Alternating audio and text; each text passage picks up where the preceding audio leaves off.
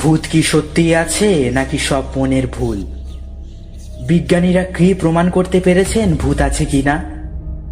এই সমস্ত ঘটনা, সমস্ত কিছু নিয়ে আমরা এসেছি ভৌতিক টক উইথ সন্দীপ চ্যানেল নিয়ে। তাই বেশি না করে বকবক শুরু করছি ভৌতিক টক উইথ সন্দীপ। শুনতে থাকুন আজকের নতুন এপিসোড।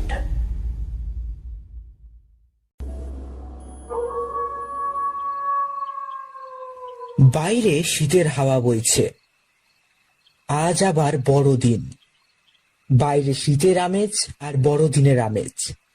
কিন্তু আমার একটা ভাই আমার বাড়িতে এসেছে। সে শুনতে চাইলো আমার জীবনের একটা ঘটনা।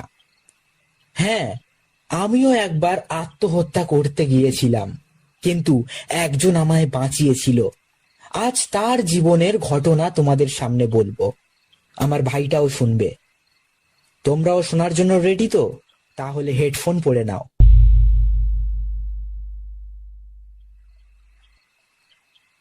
অবশেষে পবন সিদ্ধান্তটা নিয়েই ফেলল। এ জীবন সে আর রাখবে না। বিকেল ফুরিয়ে যখন মাছ ধরার জালের মতো সন্ধে নামে চারপাশে, পথঘাটের মানুষ ক্ষণিকের জন্য অন্য মনস্ক হয়ে যায়, তখনই চুপিসারে সরকার বাজার পিছনে ফেলে পবন উঠে এলো রেল লাইনের ধারে। এখানে ঝোপজঙ্গল পরপারে ঝাঁপ দেওয়ার জন্য উদয়পুরের দুঃখী মানুষরা এই আড়ালটাকে ব্যবহার করে।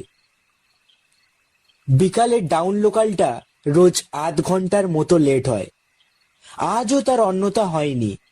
দূরে রেল লাইনের বাঁকে ব্যাটারি ফুরিয়ে যাওয়া টর্চের মতো আলো দেখা দিয়েছে। এগিয়ে আসছে হেডলাইট।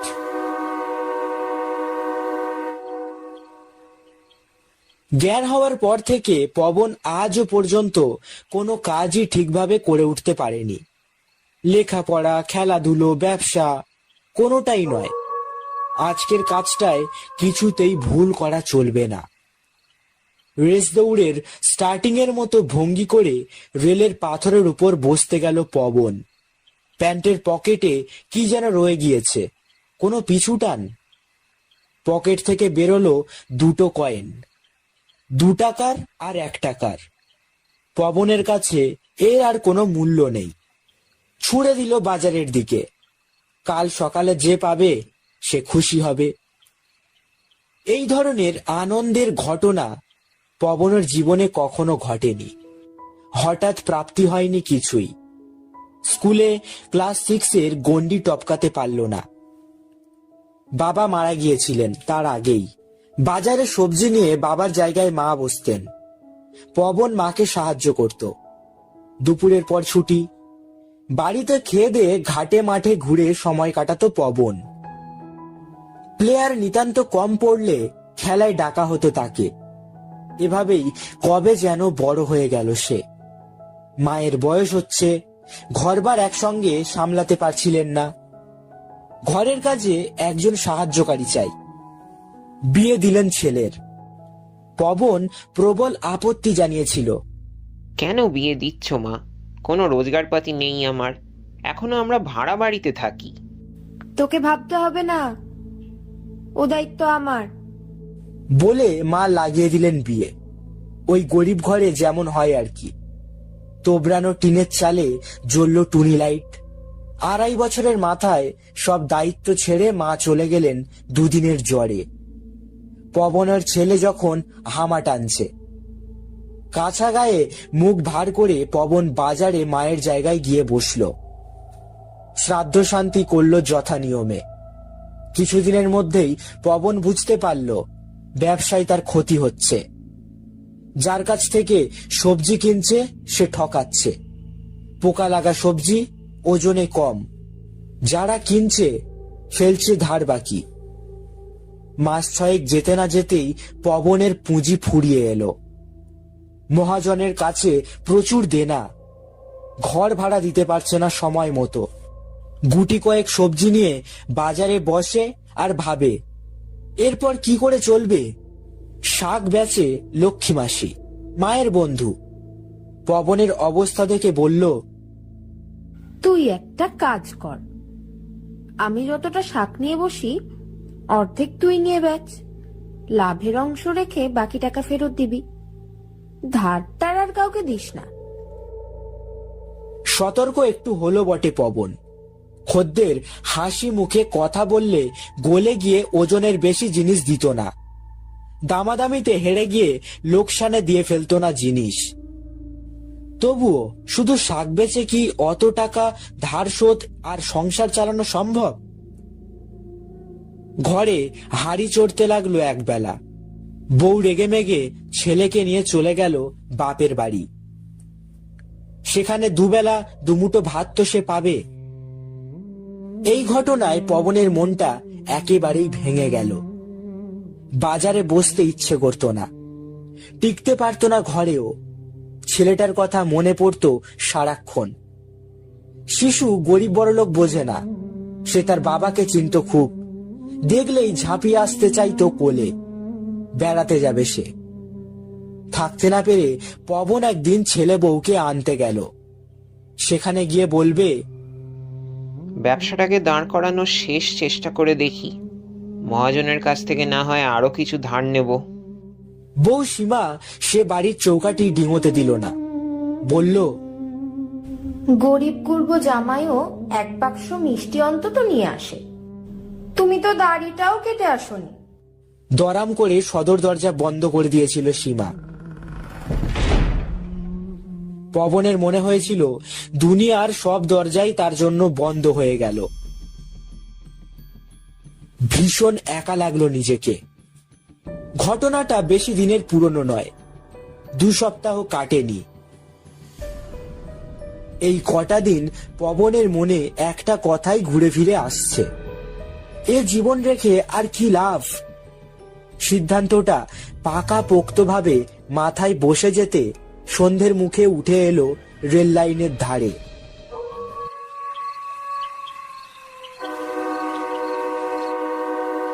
ট্রেনের আওয়াজ পাওয়া যাচ্ছে। পবন ঘাড় হেলিয়ে গাড়িটা কতটা দূরে আছে দেখতে গেল। এমন সময় কোনো এক পুরুষ কণ্ঠ বলে উঠল, কাণ্ডটা কি আজ না করলেই নয়? এই ক্ষণক্ষণে সুরে বলা কথা। এরকম চূড়ান্ত সময়ে সোনার দরুন বুকটা ধরাস করে উঠল পবনের। তাড়াতাড়ি নিজের চারপাশটা দেখল। কেউ কোথাও নেই। ঝোপটা এমন কিছু ঘনও নয়। ভিতর দিয়ে সদ্য আলো জ্বলে ওঠা উদয়পুর স্টেশন দেখা যাচ্ছে। সবে যখন ভাবছে হয়তো শোনার ভুল, তখনই আবার সেই গলা, আর কটা দিন দেখলে হয় না, যদি উপায় কিছু একটা বের হয়। এবার বেশ ঘাবড়ে গেল পবন। চেঁচে সুরে জানতে চাইল, কে কে কে আপনি? আপনাকে দেখতে পাচ্ছি না কেন? যে কাণ্ডটা তুমি ঘটাতে যাচ্ছিলে তারপরে আমাকে দেখতে পেতে, মানে ভূত।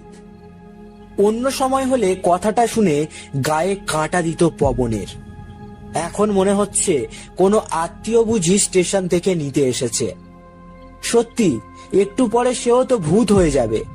আওয়াজের দিকে তাকিয়ে পবন বলল, তা হঠাৎ এখানে কি মনে করে? একেবারে মোক্ষম সময়ে এসে হাজির হয়েছেন। কিছুই না, যাচ্ছিলাম কানলায় যাত্রা দেখতে। জ্যান্ত থাকতে এই লাইন দিয়েই তো ট্রেনে করে যেতাম, এটাই আমার চেনা রাস্তা। তা দেখি তুমি এখানে ওত পেতে বসে আছো, বুঝলাম মাথায় কোনো কুমতলব আছে, তাই দাঁড়িয়ে গেলাম। এখন বলো তো কিসের এত দুঃখ তোমার? ট্রেনটা এসে পড়ল। ঝোপঝাড়ে কাঁপন ধরিয়ে ঝমঝম করে চলে গেল স্টেশনের দিকে।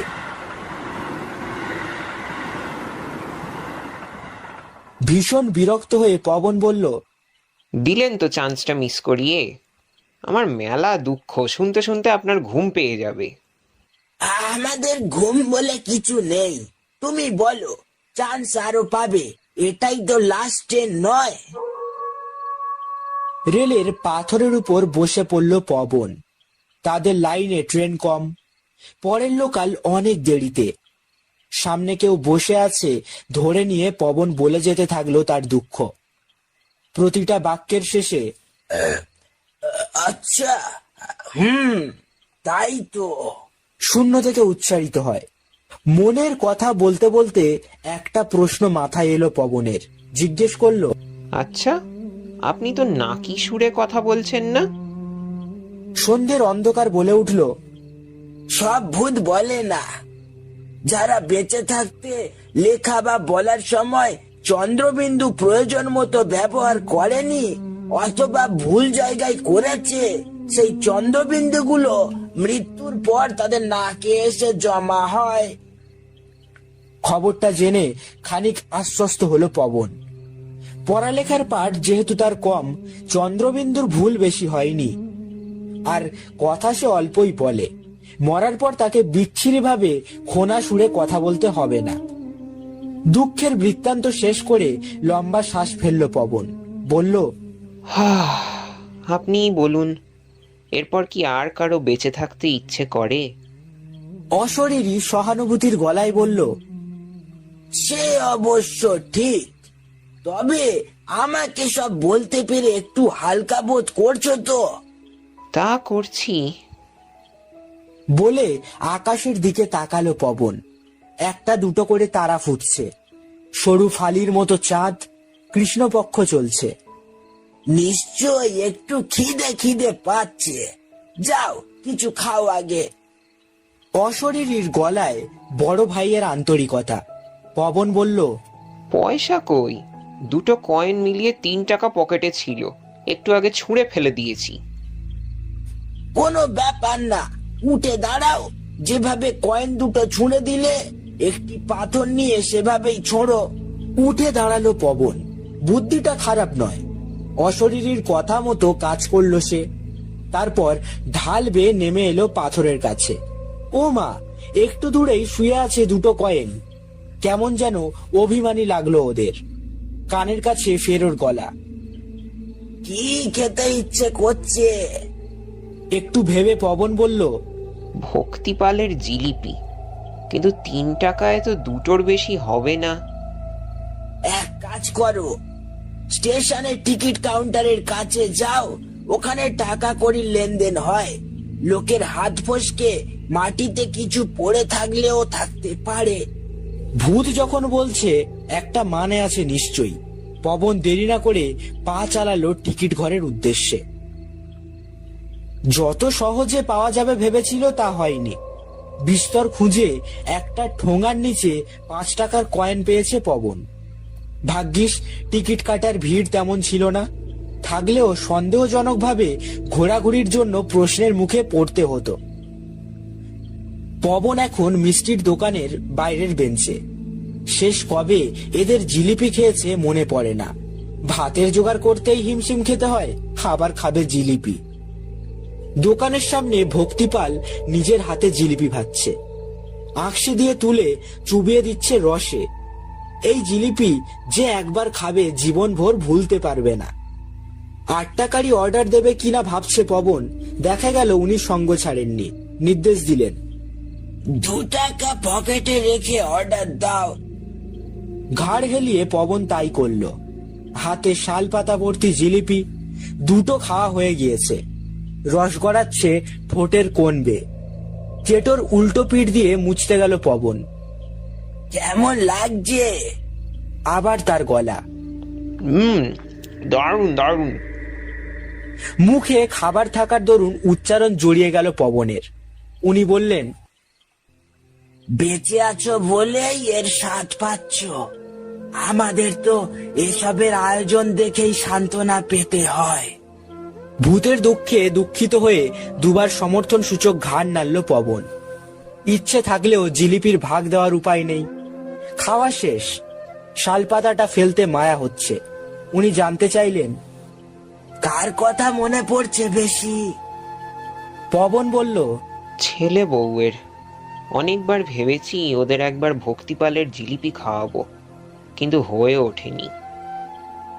হবে, সবই হবে। এবার তুমি স্টেশনের প্ল্যাটফর্মে চলে যাও। পল্টুর দোকান থেকে লটারির টিকিট কেনো একটা। নম্বরটা কি হবে? ভূত দাদার কাছ থেকে টিপস চাইলো পবন। বেঞ্চে আর একটা লোক বসেছিল। পবনকে নিজের মনে বকতে দেখে সরে গেল ভয় পেয়ে। পবনের এসবে কোনো ভ্রুক্ষেপ নেই। ভাগ্যের দরজা খুলতে যাচ্ছে। অশরীরী বললেন, নম্বরের প্রথম সংখ্যা 2, শেষে 8 দেখে টিকিট কিনবে। Thank you. বলে পবন দৌড় লাগালো উদয়পুর স্টেশনের দিকে। মধ্যে 7 দিন কেটে গেল। পবন নিয়মিত লক্ষ্মী মাসির থেকে শাক নিয়ে বাজারে বসেছে। অপেক্ষা করেছে এই দিনটার জন্য। লটারির রেজাল্ট বেরোবে আজ। দুপুরের দিকে প্ল্যাটফর্ম ফাঁকা থাকে। পবন টিকিটটা দোকানে দিয়ে অন্য মনস্কতায় ভান করছে। আর চোখে দেখে নিয়েছে রেজাল্ট ছাপা কাগজ বের করেছে পল্টু। পবন শিওর পল্টু এক্ষুনি চেঁচিয়ে উঠবে, আরে পবন, তুই তো ফার্স্ট প্রাইজ মেরে দিয়েছিস রে ভাই। ভূতের কথা মতো টিকিট কেটেছে পবন। প্রাইজ না এসে যাবে কোথায়? কিন্তু কি হলো, পল্টু কোনো সাড়া শব্দ করছে না কেন? দোকানের দিকে তাকিয়ে পবন দেখলো টিকিটে পেনের ঢেড়া মারছে পল্টু। এগিয়ে দিল টিকিট। ঠান্ডা গলায় বলল, লাগেনি। নিজের কানকে বিশ্বাস হচ্ছে না পবনের। টিকিটটা ফেরত নিয়ে হাওয়ায় উড়িয়ে দিল। ভূত দাদা খামোকা ফলস মেরে দিল। গরিব দুঃখীকে নিয়ে তামাশা। কি মন ভেঙে গেল? সেই গলা আবার। দোকান ছেড়ে খানিকটা এগিয়ে এসেছিল পবন। দাঁড়িয়ে পড়ে শূন্যের উদ্দেশ্যে বলল, ভাঙবে না মন, আপনি তো একেবারেই মামুলি ভূত মশাই, পরামর্শ কাজেই লাগলো না। কোন টিকিট প্রাইজ পাবে ভূতের ঠাকুরদাও বলতে পারে না। আমি তোমায় টিকিট কিনতে বলেছিলাম অন্য উদ্দেশ্যে। তা শুনি উদ্দেশ্যটা। পবন বলল। ফটফটে রোদের মধ্যেই ভেসে উঠল কথা। এই কটা দিন নিশ্চয়ই তোমার খুব ভালো কেটেছে। ভেবেছে প্রাইজ লাগবেই। টাকাগুলো নিয়ে কি করবে?